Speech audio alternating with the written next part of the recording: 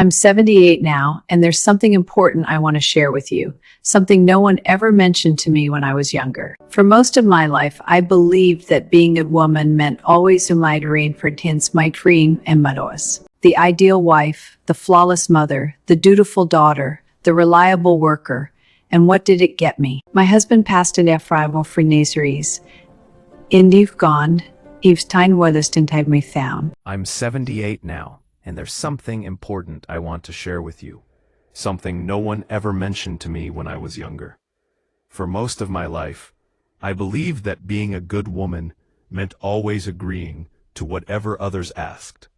I'd say yes to my husband, my kids, my parents, my friends, even my boss. I figured that's what real love was all about. I thought it showed strength. But looking back, I was completely off track. You see, I dedicated over 60 years to chasing perfection. I aimed to be the ideal wife, the flawless mother, the dutiful daughter, and the reliable worker. And what did it get me? Just burnout, bitterness, and a sense of living someone else's life. Then, 7 years ago, everything shifted. My husband passed away after 42 years together. Suddenly, he was gone, and for the first time since I was young, I was truly on my own. It terrified me, not just because I grieved for him, which I did, but because I had no clue who I was without him defining my days. I built my whole adult existence around being something for somebody else, someone's spouse, someone's parent, someone's support system. But who was I, really? What did I truly desire? What brought me joy? I couldn't answer those, and that fear hit harder than anything else. Let me take you back to how it started. I got married at 22, back in 1968. Times were different then. Women like me didn't see many options, or at least we didn't believe we did. My mom always said, find a solid husband, and the rest will sort itself out. So I did. He was a decent guy, steady job, provided well. I stepped into the role of the devoted wife. I handled the cooking, the cleaning, the child rearing. I backed his work ambitions. I smiled on cue and kept quiet when expected. Honestly, I wasn't miserable, not entirely. I adored my children, and there were good moments. But deep down, a quiet voice kept whispering, "Is this everything? Is there more?" I pushed it aside for decades. At 35, I got this urge to return to school. Books had always been my passion. I imagined myself as a teacher. But my husband said we couldn't swing it financially. And the kids came first. Later, he promised. So I held off. Once the children were older, I mentioned it again. But by then, he was eyeing retirement, and his folks needed care. Give it a few more years. I waited some more. By 55, his parents were gone, and I thought, finally, my chance. But our daughter went through a divorce and needed help with her little ones. How could I focus on me when family came calling? Once again, I put it on the back burner. Then, at 71, he died. And just like that, there were no more excuses or people to prioritize. Here's the hard truth no one shares about being a woman, especially from my era. We grew up thinking sacrifice was admirable, that always putting others ahead made us virtuous. Our value seemed tied to how much we gave away, not to our own selves. It's a pretty myth, but it's destructive. Because what I discovered too late is this: you can't keep giving if you're running on empty. You can't fully care for others if you're neglecting yourself. True love starts from within.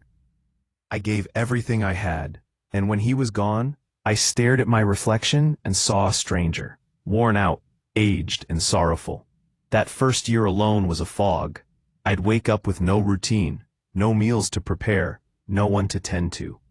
My sense of self had been tied to others for so long. But about a year and a half later, things changed. I came across an old letter he'd written before our wedding. In it, he raved about my smarts, my eagerness to learn, and how excited he was for my future achievements. Holding that, I broke down in tears. The young woman he'd described, I'd let her fade away, bit by bit, over the years.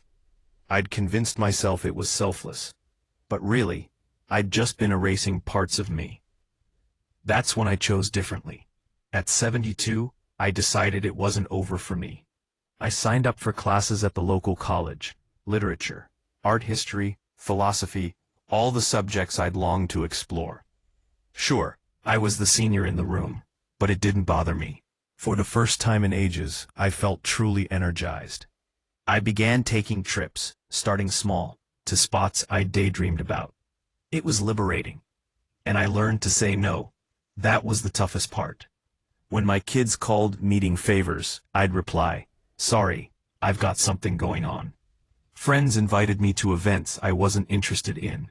Thanks, but no. Surprisingly, life went on. People adapted, and I felt unburdened. At 78, I finally understand myself. Not as a wife or mother first, but just as me.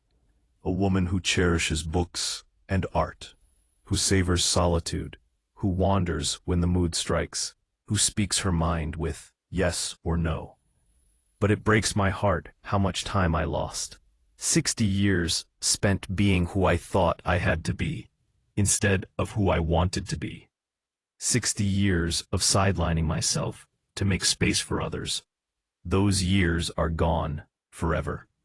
So here's what I wish someone had drilled into me at 20, 30, or 40. It's not selfish to chase your dreams. It's not selfish to want things just for you. It's not selfish to set boundaries or prioritize your well-being. You assume time is endless. I'll get to it after the kids grow up, after retirement, when life settles.